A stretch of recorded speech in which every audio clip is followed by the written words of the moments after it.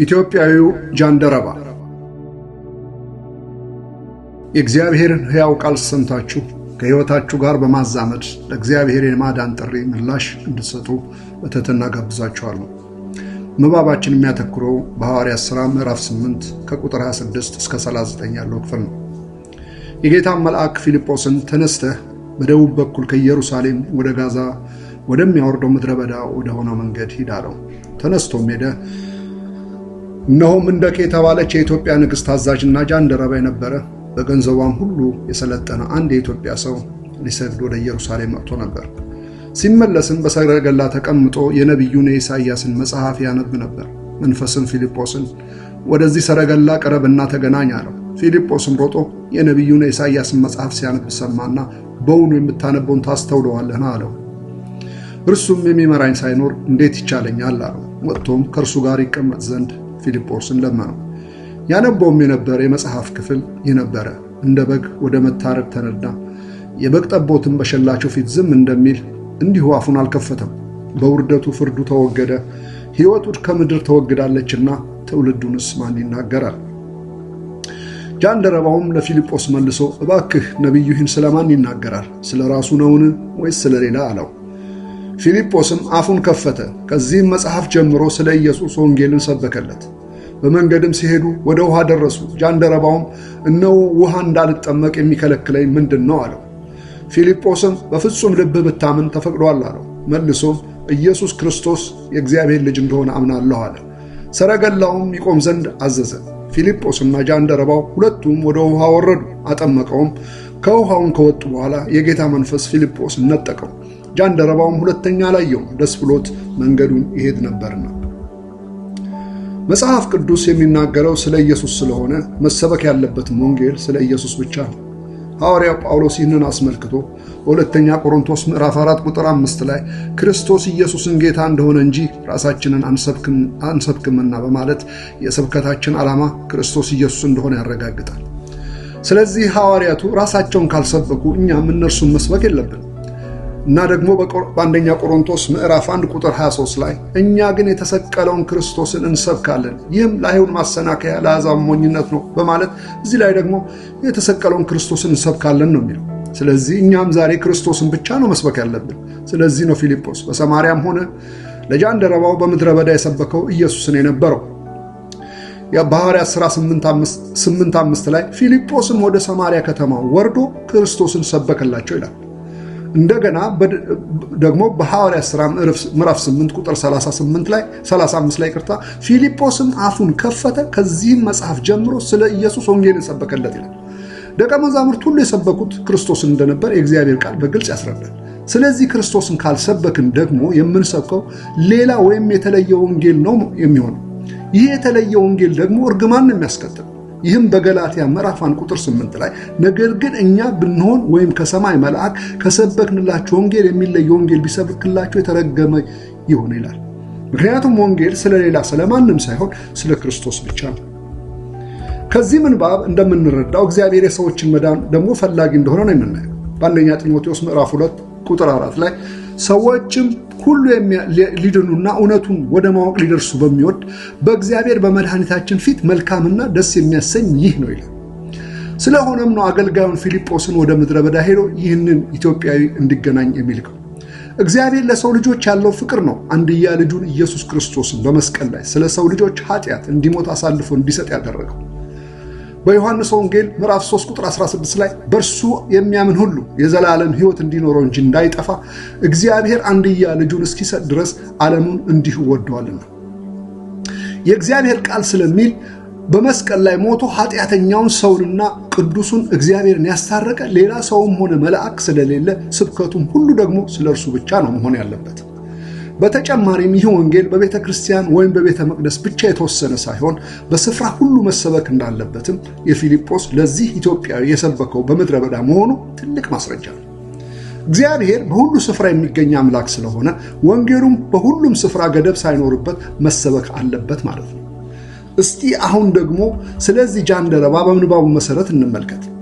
በቁጥር 27 ላይ ሊሰግድ ወደ ኢየሩሳሌም ሄዶ ነበር። ስለዚህ እግዚአብሔርን የሚያመልክ ሰው ነበር ማለት ነው።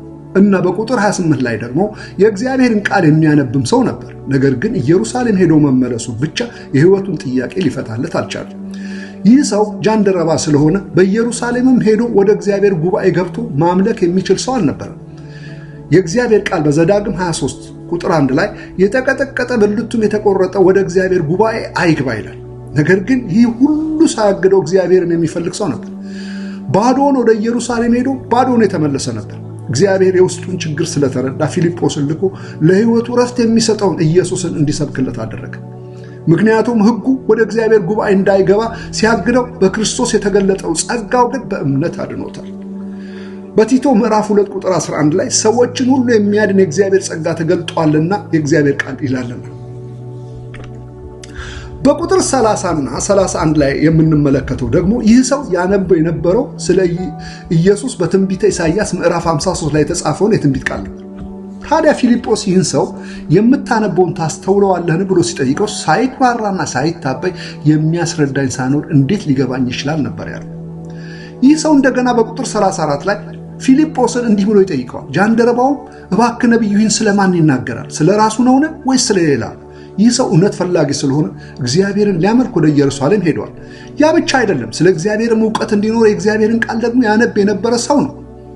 ምክንያቱም በዮሐንስ 5 ቁጥር 39 ላይ እናንተ በመጽሐፍት የዘላለም ሕይወት እንዳላችሁ ይመስላችኋልና እነርሱን ትመረምራላችሁ፣ እነርሱም ስለ እኔ የሚመሰክሩ ናቸው ስለሚል፣ ቀጥሎም ደግሞ የሚያነበውን የመጽሐፍ ክፍል ስላልተረዳው ማለትም ነቢዩ ስለ ራሱ ነው ወይስ ስለሌላ ነው የሚናገረው ብሎ ሲጠይቅ እናያለን።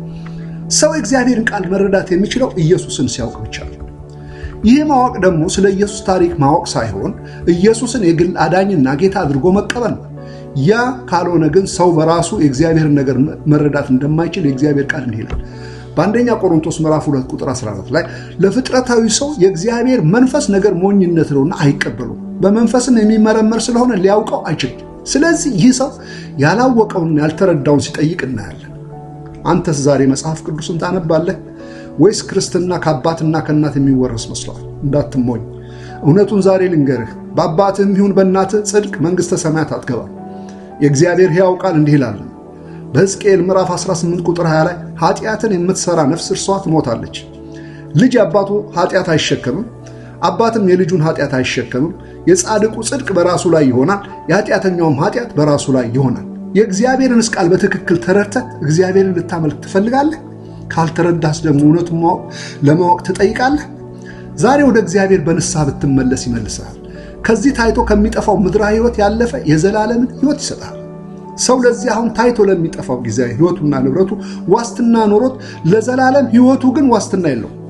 ያ የዘላለም ሕይወት ዋስትና ደግሞ ኢየሱስ ብቻ ነው። ሰው ይህ ዋስትና ሲኖረው አሁን ቢሞት እንኳን ሞት ለእርሱ ሞት ሳይሆን ወደ ተሻለውና የዘላለም እረፍትና ደስታ ወዳለበት ሕይወት መሄጃ ነው የሚሆነው። የእግዚአብሔር ቃል በማቴዎስ 16:26 ላይ ሰው ዓለሙን ሁሉ ቢያተርፍ ነፍሱንም ቢያጎድል ምን ይጠቅማል? ወይስ ስለ ነፍሱ ምን ቤዛ ይሰጣል? በማለት የዚህን ጠፊ ዓለም ከንቱነት ያስረዳናል።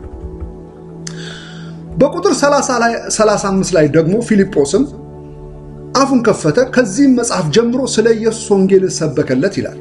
በኢየሱስ ሞት ተስፋ ቆርጠውና ጠውልገው ይሄዱ ለነበሩት ለኤማውስ መንገደኞች ኢየሱስ ራሱ ተገልጦ ያላቸው እንዲህ ነው።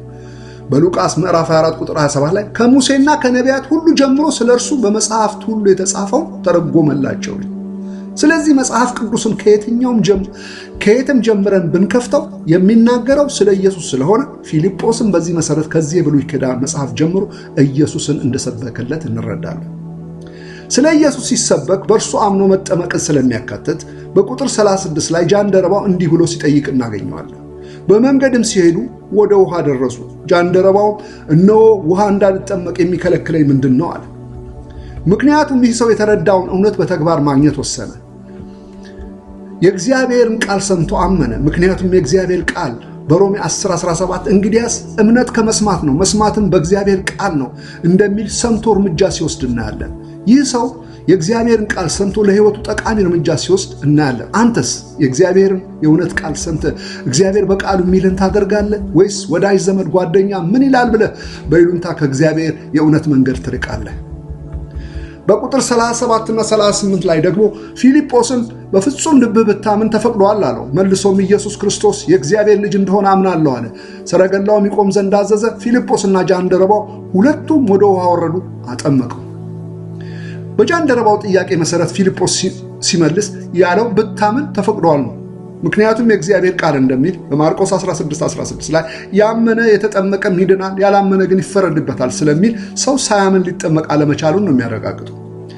ጃንደረባው የሰማው የእምነት ቃል ስለሆነ ኢየሱስ ክርስቶስ ስለነበር ስለሌላ ነገር ማውራት አልቻለም። ኢየሱስ ክርስቶስ የእግዚአብሔር ልጅ እንደሆነ አምናለሁ ነበር ያለው። ስለዚህም ከዚህ እምነት ቃል በመነሳት ፊልጶስ እንዳጠመቀው እንረዳለን።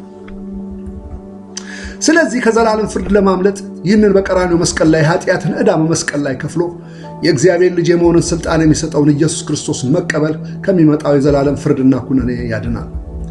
ይህ ኢትዮጵያዊ ጃንደረባ በምድረ በዳ ኢየሱስ ተሰብኮለት አምኖ ከዳነ አንተም እንዲሁ ጌታ ኢየሱስን የሕይወት ጌታና አዳኝ አድርገህ ዛሬ ብትቀበለው ከኃጢአትና ፍርድ ኩነኔ ትድናለህ።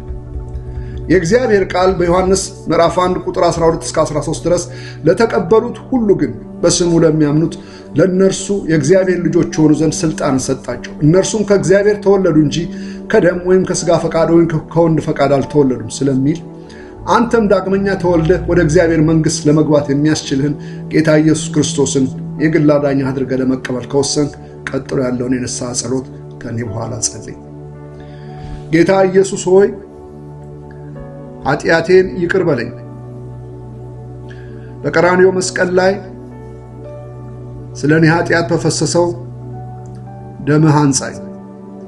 ዛሬ ዓለምን፣ ሰይጣንና ሥራውን ሁሉ ክዳለሁ። አንተን ኢየሱስ ክርስቶስን የሕይወቴ ጌታ አድርጌ እቀበልሃለሁ። ልጅህ አድርገኝ፣ ስሜንም በሕይወት መዝገብ ጻፍልኝ። አሜን።